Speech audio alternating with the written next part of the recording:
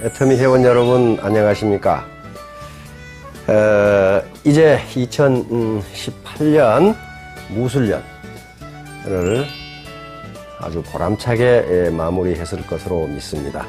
2019년은 기해년 돼지해입니다. 근데 보통 돼지해가 아니고 황금 돼지해입니다. 모두 대박 나시길 바랍니다. 오늘 여러분들과 같이 생각해 보려고 하는 것은 누가 천하를 얻는가 라는 제목으로 생각을 해보고자 합니다. 누가 국내 1위 기업이 되는가, 누가 글로벌 초인류 기업이 되는가, 또는 누가 임페리얼이 되는가 라는 문제와 연결되는 문제입니다. 우리가 어떤 교훈을 얻을 때는 반드시 어떤 사람의 주장이 아니라 역사에서 그 지혜를 얻어야 됩니다. 역사는 거짓말 안 하거든요. 강태공이라는 인물이 쓴 육도라는 병서가 있습니다. 육도에 나오는 내용을 중심으로 누가 천하를 얻는가를 생각해 보고자 합니다. 강태공은 우리에게 알려지기는 낚시나 하는 노인으로 알려져 있는데 정치, 경제, 군사, 천문, 지리에 아주 통달한 인재였습니다. 강태공은 천시를 얻었는데 때가 됐어. 이 상나라를 타도할 때가 됐는데 이 천하를 얻을 수 있는 인물, 천하를 얻을 수 있는 주군을 찾지 못했어요. 문항도 역시 상나라가 이미 천시가 다 했다는 걸 알고 있었는데 인시, 사람을 만나지 못했어요. 그러다가 둘이 딱 만난 겁니다. 문항이 묻습니다. 누가 천하를 얻습니까? 강태공이 막힘없이 대답을 합니다. 천하는 임금 한 사람의 천하가 아닙니다. 천하는 만 백성의 천하입니다. 그러므로 땅에서 나는 이익을 만 백성과 나누고자 하는 자는 천하를 얻고 제멋대로 하는 자는 천하를 잃습니다. 기가 막히죠. 기가 막혀요. 그래서 4개의 덕목을 차례로 이야기합니다. 인, 덕, 의, 도라고 분명하게 이야기합니다. 인은 무엇이냐? 이 땅에서 나는 재물을 만 백성과 나누고자 하는 자는 천하를 얻습니다. 그런 사람에게 만 백성이 모여듭니다. 강태공이 말하는 이 땅의 재물을 만 백성과 나누고자 하는 것, 이게 감성이거든요. 그래서 재물을 혼자 독점하지 않고 만 백성과 나누고자 하는 사람에게로 백성들이 모여듭니다. 이게 인이에요. 두 번째는 덕입니다. 덕이에요. 덕도 강태공은 매우 구체적으로 설명합니다.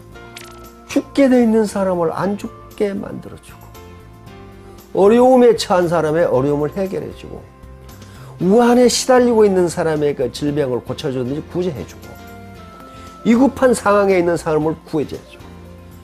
이런 사람, 이걸 덕이라 하는데, 덕이 있는 사람에게 백성들이 모여듭니다. 지금부터 4000년 전에 강태공은 애터미 사업에 대해서 말하고 있는 거하고 똑같아요. 덕이 있는 스폰서에게 파트너들이 모여듭니다. 그 다음에 의입니다. 의로울 의자인데요. 이것도 강태공은 매우 구체적으로 설명합니다. 그 주상적 개념이 아니에요. 의란 것이 뭐냐? 동고동락합니다. 백성들이 즐거워하면 같이 즐거워하는 것, 백성들이 싫어하는 것을 나도 싫어하고, 이게 의입니다. 그 말은 무슨 말이에요? 백성들과 공감대를 형성해서 백성들과 같이 즐기고 같이 슬퍼하고 이렇게 해야 됩니다. 혼자 고고하게 앉아 있으면 백성들이 오지 않습니다. 바로 그래서 의를 베푸는 사람에게 백성이 모여듭니다. 마지막으로 도입니다. 도. 도는 이득이 생기게 하는 것입니다. 백성에게 이득이 생기게 하는 게 도입니다. 백성은 손해를 보거나 해를 당하면 오지 않습니다. 백성에게 이득이 생겨야 됩니다. 그러면 인덕, 의, 도가 따로 떨어지냐? 그렇지가 않아요. 이 네 가지 덕목은 모두 인을 바탕으로 하고 있습니다. 인은 인간으로서의 마땅히 갖춰야 할 가장 중요한 인성적 바탕이에요. 감수성, 측은지심, 연민의정 이런 거에 없으면은 백성과 이 땅의 재물을 나누고 어려운 사람을 구제해주고 동고, 동락하고 백성에게 이득이 생기게 할 수가 없어요. 인이 없으면. 로마가 이태리 반도의 그 조그마한 그 서쪽 지방의 마을에 출발했는데 세계 최고 국가를 건설했어요. 그렇게 된 바탕이 노블리스 오블리제라고 하는 거였습니다. 전쟁이 나면 귀족이 먼저 나가고 세금을 귀족이 먼저 내고 그렇게 했어요. 평민들은 우리도 평민들이 세금을 내겠다고 하면 내지 마라. 우리가 낸다. 그렇게 했어요. 그러다가 점점 국가가 부유해지니까 귀족들이 노블리스 오블리제 정신을 잊기 시작합니다. 사치와 향락에 빠지고 점점 재산을 많이 가지고 다시 말하면 상류층이 고귀한 자의 도덕적 의무, 노블리스 오블리제 정신을 잊어버립니다. 그렇게 되면서 로마는 서서히 병들어가고 결국 망하고 맙니다. 그 뒤 400년 후에 망하고 맙니다. 구텐베르크가 인쇄술을 발명하고 맨 처음 인쇄한 책이 펴낸 책이 성경입니다. 성경이죠. 두 번째로 찍어낸 책이 키케로의 의무론입니다.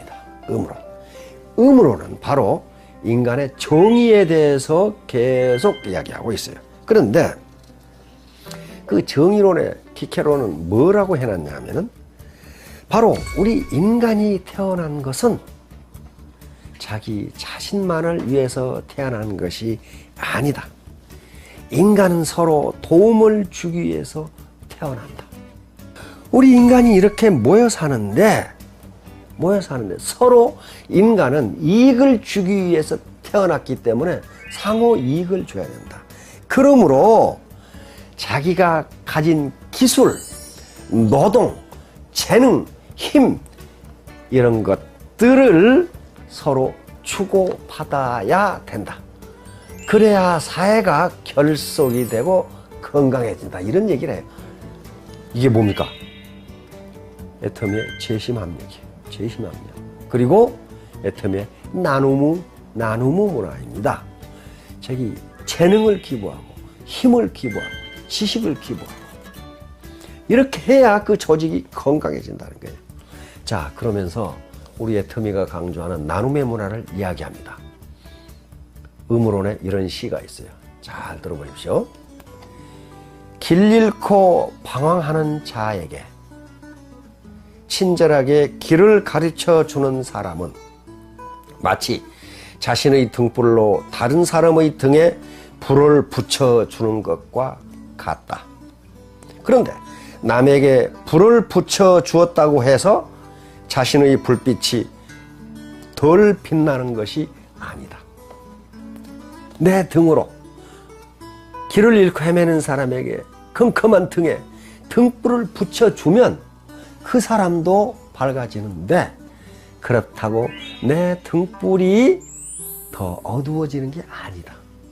내가 가진 기술, 내가 가진 재능 이걸 나누어 준다고 해서 내 것이 더 작아지는 것이 아니다 하는 거예요. 동서고금을 막론하고 나눔 이 땅의 재물을 만백성과 나누는 것 이것이 천하를 얻는 방법이다. 똑같은 얘기입니다. 자, 그런데 이제 마지막으로 그러면 한 번 임금이면 영원한 임금이고 한 번 임페리알이면 영원한 임페리알인가? 그게 아니라는 게 고전에 계속 나옵니다. 먼저 순자애가 나오는데요. 임금은 배요, 배. 배. 그리고 백성은 물이에요. 그런데 그 물은 배를 띄울 수도 있지만은 뒤집어 엎을 수도 있다. 이렇게 돼 있어요. 다시 말하면 임금이 임금답지 못하면 제거해 버려야 한다 하는 게 순자의 말이었어요. 이 말은 무슨 말이냐면 아무리 임페리얼을 하더라도 노브리스 오블리제를 소홀히 하면은 존경받지 못한다. 그 임페리얼 취급을 받지 못한다 하는 거예요. 아무리 높은 리더라도 노브리스 오블리제 정신을 잃어버리면 100년의 터미를 건설할 수 없다. 200년의 터미를 건설할 수 없다. 노브리스 오블리제 정신을 가지면 우리는 임페리얼이 될 수가, 영원한 임페리얼이 될 수 있고 글로벌 초인류 기업이 될 수가 있을 겁니다. 자, 인덕의도에 대해서 센터나 팀별로 논의를 해보시고 어떻게 인덕의도를 극대화할 것인지, 어떻게 임페리얼이 될 것인지 한번 토의를 해보시기 바랍니다. 경청해 주셔서 감사합니다.